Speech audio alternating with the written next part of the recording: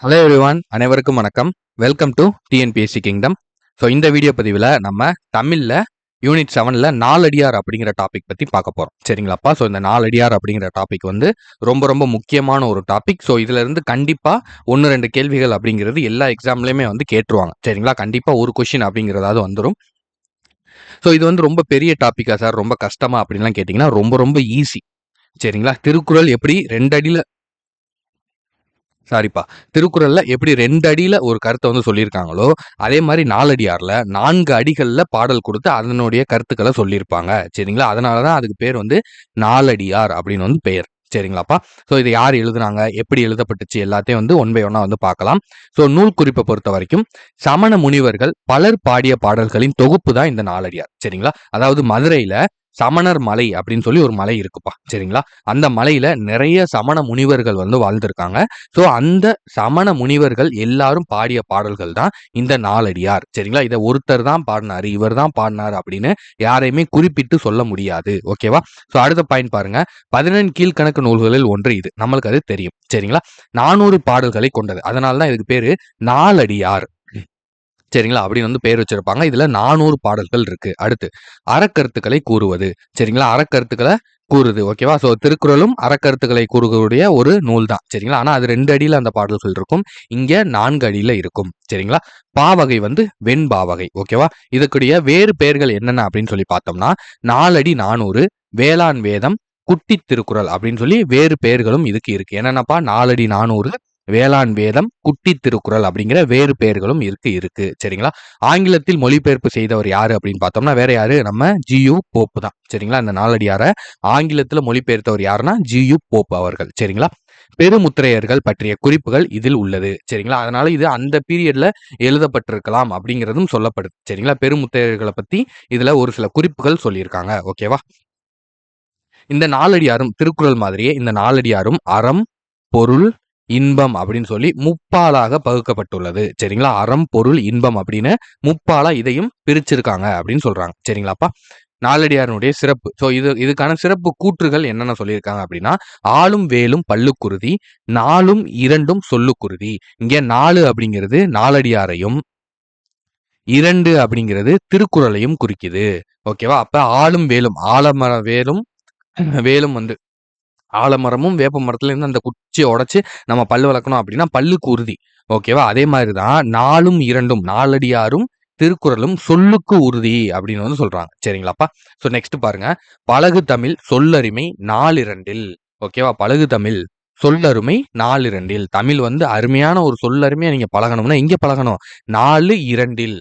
Okay, அதான் 4-2 சேர்த்து கொடுத்துருக்காங்க. அப்ப 4 பிளஸ் 2. அப்ப 4னா என்னது? நாலடியார். 2னா என்னது? திருக்குறள். இங்க கொடுத்துருக்காங்க பாருங்க. 4 என்பது நாலடியாரையும், 2 என்பது திருக்குறளையும் குறிக்கிறது. ஓகேவாப்பா?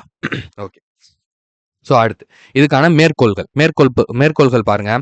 கல்வி கரையில கற்பவர் நாள் சில, மெல்ல நினைக்கின் பிணிபல தெல்லித்தின் ஆராய்ந்தவமையுடைய கற்பவே நீரொலிய பாலுன் குறுகின் தெரிந்து அப்படின்னு வந்து சொல்லியிருக்காங்க. அதுக்கப்புறம் கல்வி அழகே அழகு அப்படிங்கிற மேற்கோள்கள் கொடுத்துருக்காங்க. ஸோ இது ரெண்டுமே வந்து நாலடியாருக்கு தான். ஸோ இதை வச்சுலாம் அவ்வளோவா கேட்க மாட்டாங்க. ஸோ நம்ம ஜஸ்ட் கொடுக்கணும் அப்படிங்கிறக்காக கொடுத்துருக்கோம். ஸோ நீங்களும் இதை ரீட் பண்ணி பார்த்துக்கோங்க. ஓகேவாப்பா? ஓகே.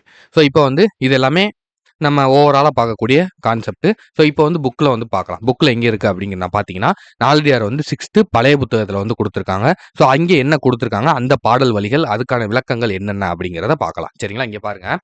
நாய்க்கால் சிறுவிரல் போல் நன்கனியராயினும் ஈக்கால் துணையும் உதவாதார் நட்பெண்ணாம் செய்தானும் சென்று கொள்ளல் வேண்டும் சேய் விளைக்கும் வாய்க்கால் அணையார் தொடர்பு அப்படின்னு சொல்லியிருக்காங்க. சரிங்களா? இதை எழுதுனது யாரு? சமண முனிவர்கள். யாருன்னு தெரியாது, ஏதோ ஒரு முனிவர் வந்து எழுதியிருக்காங்க. ஓகேவா? ஸோ இதனுடைய விளக்கம் தான் நம்மளுக்கு ரொம்ப முக்கியம். சரிங்களா? என்ன விளக்கம் சொல்றாங்க பாருங்க. நாய்க்கால் சிறுவிரல் போல்னா நாயின் கால் விரல்கள் நெருங்கி இருக்கும். சரிங்களா? நாயோட விரலை பார்த்துருக்கீங்களா? இப்ப நாய்களோட காலை பார்த்தீங்கன்னா அந்த விரல்லாம் ஒட்டி ஒட்டி ஒட்டி ஒட்டி இருக்கும். நம்மள மாதிரி தனித்தனியா இருக்காது, ஒட்டி ஒட்டி இருக்கும். சரிங்களா? அதை போல சிலர் நம்மோடு நெருக்கமாக இருப்பார்கள். ஆனால் அவர்கள் ஈயின் கால அளவுக்கு கூட நமக்கு உதவ மாட்டார்கள். சரிங்களா? அந்த மாதிரி நெருக்கமா இருப்பாங்க நம்ம கூட எப்பயுமே. ஆனா நம்மளுக்கு ஒரு பிரச்சனைன்னு வரும்போது, நம்மளுக்கு ஒரு ஆபத்துன்னு வரும்போது எல்லாரும் காணாம போயிருவாங்க. சரிங்களா? யாருமே வந்து ஒரு கால அளவுக்கு கூட நம்மளுக்கு ஒரு ஈயோட காலை பார்த்துருக்கீங்களா? எவ்வளவு சின்னமா இருக்கும். இந்த புள்ளி அளவுக்கு கூட இருக்காது. அது கூட நம்மளுக்கு தெரியுது. ஓகேவாப்பா? ஸோ அந்த அளவுக்கு வந்து இருக்கும். சரிங்களா? அப்படிப்பட்டவர்கள் நட்பால் நமக்கு என்ன பயன் அப்படின்னு சொல்லி கேட்குறாங்க. சரிங்களா? நாயின் கால் விரல்கள் நெருங்கி இருக்கும். அதனைப் போல சிலர் நம்மோடு நெருக்கமாக இருப்பார்கள். ஆனால் அவர்கள் ஈயின் கால் அளவுக்கு கூட நமக்கு உதவ மாட்டார்கள். அப்படிப்பட்டவர்கள் நட்பால் நமக்கு என்ன பயன் அப்படின்னு சொல்லி கேட்குறாங்க. சரிங்களா? ஸோ அடுத்தது பாருங்க.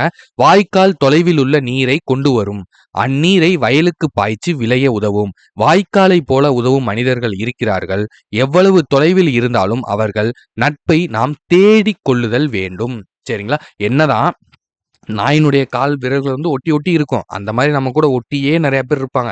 ஆனா, நமக்கு ஒரு பிரச்சனைன்னு வரும்போது, ஒரு துன்பம்ன்னு வரும்போது, யாரும் நம்மளுக்கு ஒரு ஈயினுடைய கால் அளவுக்கு கூட உதவ மாட்டாங்க. ஆனா, இந்த வாய்க்கால் அப்படிங்கிறது எங்கேயோ தொலைதூரத்துல இருக்கும். அந்த வாய்க்கால்ல இருந்து அந்த விவசாய நிலம்ங்கிறது ஒரு 5 கிலோமீட்டர், 6 கிலோமீட்டர் தள்ளி இருக்கும். ஒரு 2, 3 கிலோமீட்டர்னாலும் தள்ளி இருக்கும். சரிங்களா? அப்ப வாய்க்கால் அப்படிங்கிறது அங்க இருக்கக்கூடிய நீர இங்க வரைக்கும் கொண்டு வந்து, அந்த நீர அந்த வயலுக்கு பாய்ச்சு, அந்த வயல விளைய வைக்குது.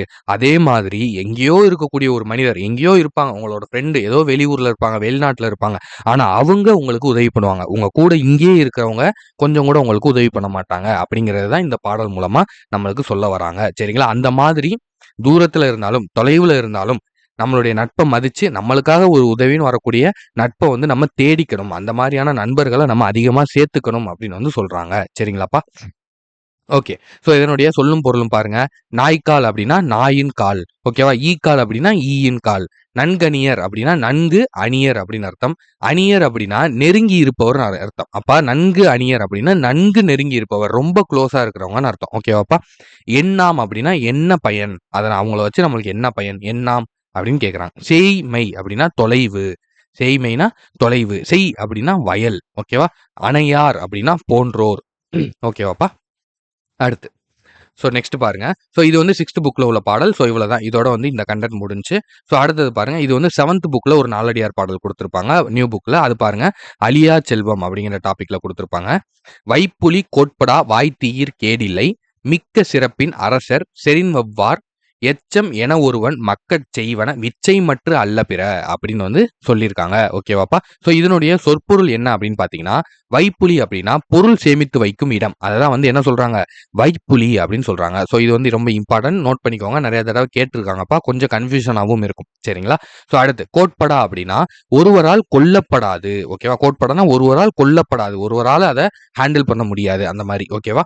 வாய்த்து ஈயில் அப்படின்னா வாய்க்கும்படி கொடுத்தலும். வாய்த்து ஈயல் அப்படின்னா வாய்க்கும்படி கொடுத்தலும் அப்படின்னு அர்த்தம். விச்சை அப்படின்னா கல்வி. ஓகே அதெல்லாம் நோட் பண்ணிக்கோங்கப்பா. விச்சை அப்படின்னா கல்வி. வவ்வார் அப்படின்னா கவர முடியாது. ஓகேவா? எச்சம் அப்படின்னா செல்வம்னு அர்த்தம். என்னப்பா எச்சம்னா செல்வம்னு அர்த்தம். ஓகேவா? ஸோ இந்த பாடலினுடைய பொருள் பாருங்க. கல்வியை பொருள் போல வைத்திருப்பினும் அது பிறரால் கொல்லப்படாது. ஒருவருக்கு வாய்க்கும்படி கொடுத்தாலும் குறைவுபடாது. மிக்க சிறப்பினை உடைய அரசராலும் கவர முடியாது. ஆதலால் ஒருவர் தம் குழந்தைகளுக்கு சேர்த்து வைக்க வேண்டிய செல்வம் கல்வியே ஆகும். மற்றவை செல்வம் ஆகாது அப்படின்னு சொல்றாங்க. சரிங்களா? கல்விய மட்டும்தான் நீங்க பொருள் போல பாதுகாத்து வச்சிருந்தாலும் கூட அதை யாராலையுமே வந்து எடுத்துக்க முடியாது.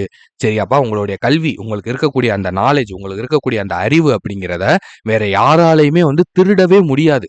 ஓகேவா? அதுவே நீங்க ஒருத்தவங்களுக்கு சொல்லி தர்றீங்க. இப்ப நான் வந்து உங்களுக்கு சொல்லி தரேன்ப்பா. இதனால எனக்கு இந்த நாலடியார் மறந்து போயிருமா? சொல்லுங்க. எனக்கு நான் வந்து இப்ப உங்களுக்கு வந்து இந்த கிளாஸ் எடுக்கிறேன். இப்ப இதனால வந்து எனக்கு ஏதாவது பாதிப்பா? இப்ப எனக்கு இது இன்னும் வந்து எனக்கு ஸ்டோர் ஆக தான் செய்யும். சரிங்களா? இப்ப நாலடியார் அப்படிங்கிறது எனக்கு இன்னும் நான் உங்களுக்கு சொல்ல எனக்கு இன்னும் அதனுடைய பவர் அப்படிங்கிறது ஏறிக்கிட்டே தான் இருக்கும். அதனுடைய ஸ்டோரேஜ் அப்படிங்கிறது கூடிக்கிட்டே தான் இருக்கும் இல்லையா? ஸோ எந்த இடத்துலயுமே நம்மளுக்கு மத்தவங்களுக்கு சொல்லிக் குடுக்குறோம் அப்படிங்கிறதுக்காக அது அளவு குறைஞ்சிராது. இப்ப இதுவே என்ட்ட ஒரு ரூ. 1000 இருக்கு. நீங்க ஒரு 10 பேர் இருக்கீங்க. ஆளுக்கு ஒரு 100 குடுக்குறேன் அப்படின்னா அந்த காசு குறைஞ்சிரும்.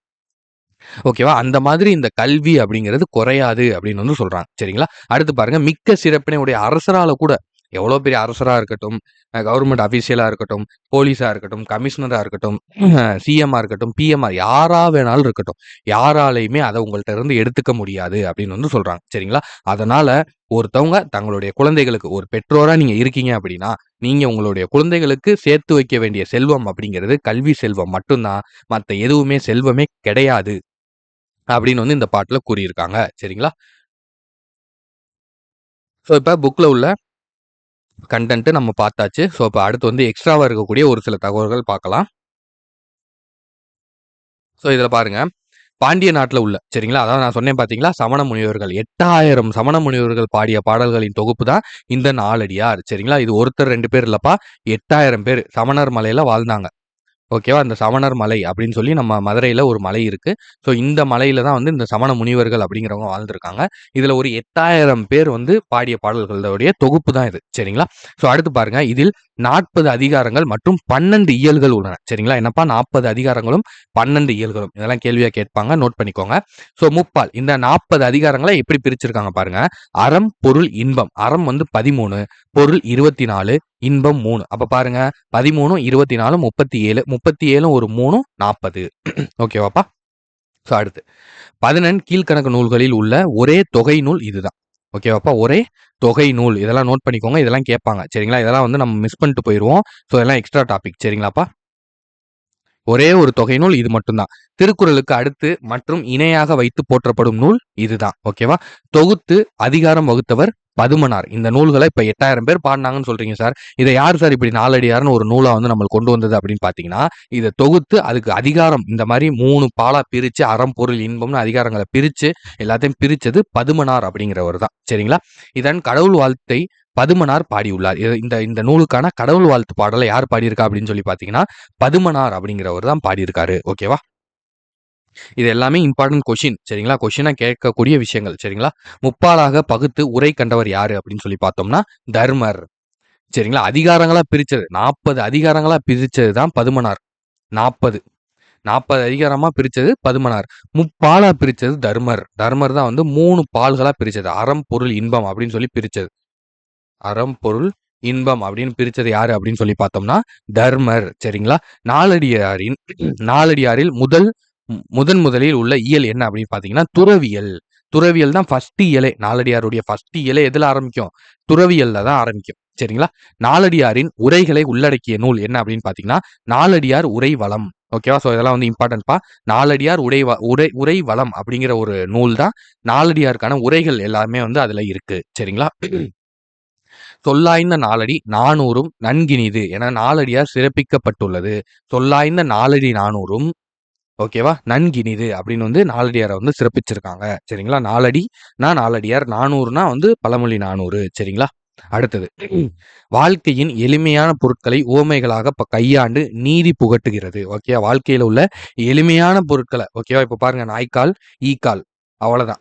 இந்த மாதிரி சிம்பிளான உவமைகளை பயன்படுத்தி நம்மளுக்கு நல்ல நீதியை வந்து புகட்டுது அப்படின்னு வந்து சொல்றாங்க. பரிமேலழகர், நச்சினார்க்கினியார், அடியார்க்கு நல்லார் முதலிய உரையாசிரியர்கள் இந்நூலை மேற்கோளாக கையாண்டுள்ளனர் அப்படின்னு சொல்றாங்கப்பா. சரிங்களா? யார் யாரு?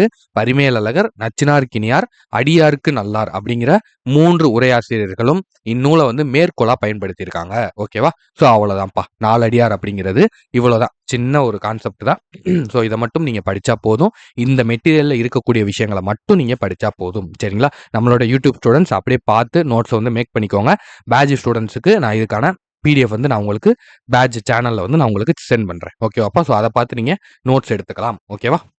சரி, ஓகே. ஸோ வீடியோ பிடிச்சிருந்துச்சுன்னா ஒரு லைக் பண்ணிருங்க. உங்களோட ஃப்ரெண்ட்ஸுக்கும் வந்து ஷேர் பண்ணி விடுங்க. அண்ட் அதே மாதிரி கீழே வீடியோ புரிஞ்சுச்சா, எப்படி இருந்துச்சு அப்படிங்கிறத மறக்காம கமெண்ட் பண்ணுங்க. சரிங்களா? உங்களுக்கு வேற என்ன நீட் இருக்குங்கிறதையும் கமெண்ட்ல தெரியப்படுத்துங்க. அப்பனா தான் இதை பார்க்கக்கூடிய அடுத்த ஸ்டூடெண்ட்ஸுக்கும் தெரியும். சரிங்களாப்பா? அண்ட் அதே மாதிரி புதுசா பார்க்கக்கூடிய ஸ்டூடெண்ட்ஸ் தயவு செஞ்சு ஒரு சப்ஸ்கிரைப் பண்ணி பெல் ஐக்கான பிரஸ் பண்ணிட்டு பாருங்க. சரிங்களாப்பா? ஏன்னா சப்ஸ்கிரைப் பண்ணாம நிறைய பேர் பார்க்குறீங்க. ஸோ சப்ஸ்கிரைப் பண்ணிட்டு பார்த்தீங்க அப்படின்னா உங்களுக்கு நம்ம போடக்கூடிய வீடியோஸ் அப்படிங்கிறது உடனே வந்து உங்களுக்கு ரீச் ஆகும். சரிங்களாப்பா? ஸோ நம்மளும் ரெகுலரா வந்து டிஎன்பிஎஸ்சி சம்பந்தமான வீடியோஸ் வந்து போட போறோம். ஸோ அதனால உங்களுக்கு மிகப்பெரிய ஒரு யூஸ்ஃபுல்லா நம்மளுடைய சேனல் அப்படிங்கிறது இருக்கும். சரிங்களாப்பா? சரி, ஓகே. ஸோ நம்ம வந்து மீண்டும் வந்து இன்னொரு நல்ல வீடியோல வந்து நான் உங்களை வந்து சந்திக்கிறேன். ஸோ அது வரைக்கும் நன்றி, வணக்கம். சரிங்களா? தேங்க்யூப்பா. All the best.